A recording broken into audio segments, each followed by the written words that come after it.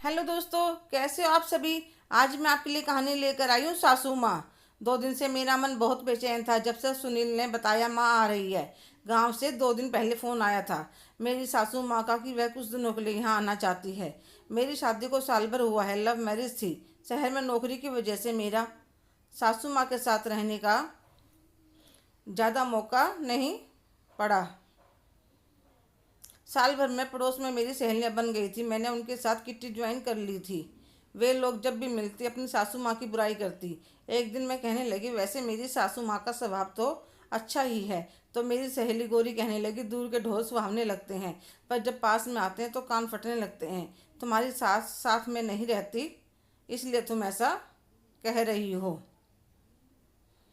जब मैंने उन्हें बताया कि मेरी सासू माँ कुछ दिनों के लिए आ रही हैं तो सबने अपने अपने तरीके से मुझे समझाया।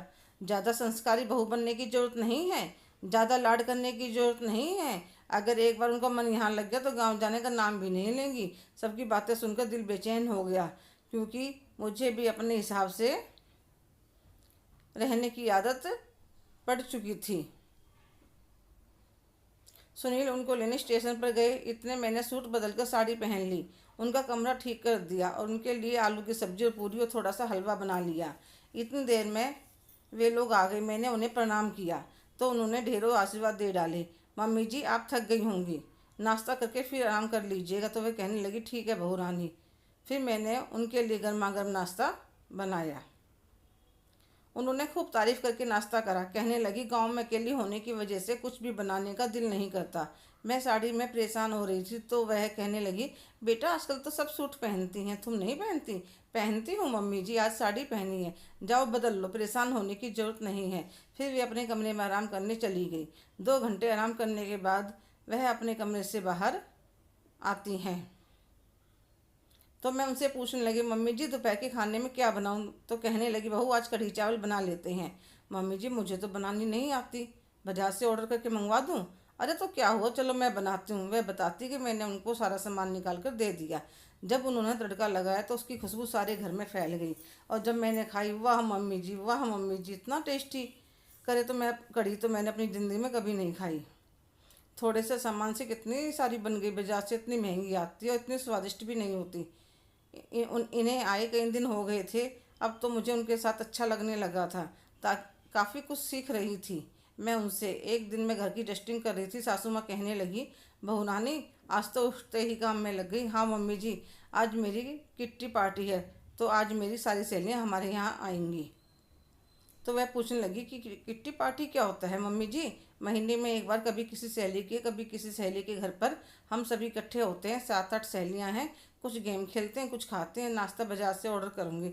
आप बता दीजिए आपके लिए क्या बनाना है, मैं बना दूँगी। तो सासू माँ बोली, बहू बुरा ना मानो तो मैं घर पर कुछ बना दूँ। बाजार का तो हर बार खाती हूँ। नहीं मम्मी जी, आप थक जाओगी। तो कहने लगी, बेटा हमें तो आदत है, गांव में अकेले के लिए कुछ बनाने का मन भी नहीं करता। ठीक है मम्मी जी, आप बता दीजिए क्या क्या बनाना है, मैं सामान ला देती हूँ। फिर उन्होंने दाल की खस्ता कचौड़ी, खट्टी मीठी चटनी, गुलाब जामुन और गमले से गुलाब के फूल तोड़कर फ्रेश शरबत बनाया और दही बल्ले बनाए। सब डोंगों में डालकर रखकर मैं भी तैयार होने चली गई। इतने मेड आकर बर्तन सफाई करके चली गई।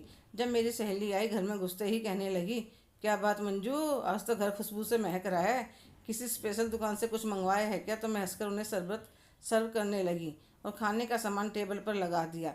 जैसे जैसे सब खा रही थी सबके मुंह से वाह वाह निकल रही थी। यार मंजू, यह शरबत कौन सी कंपनी का और यह स्नैक्स कोई नई दुकान ढूंढी है क्या। दुकान का एड्रेस तो बता, अभी लेकर आती हूँ एड्रेस, कहकर अंदर जाकर सासू माँ का हाथ पकड़कर ले आती है। यह है मेरी दुकान मेरी मम्मी जी, इन्होंने खुद बनाया यह सब कुछ।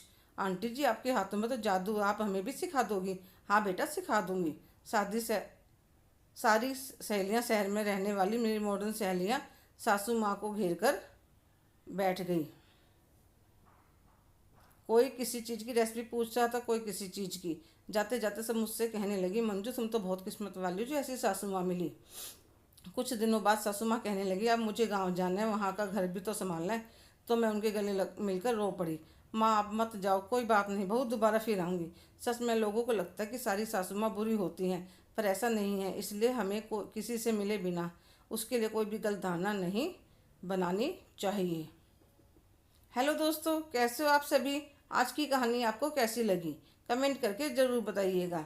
अगर आप मेरे चैनल पर नए हैं तो लाइक, शेयर, सब्सक्राइब करना ना भूलें।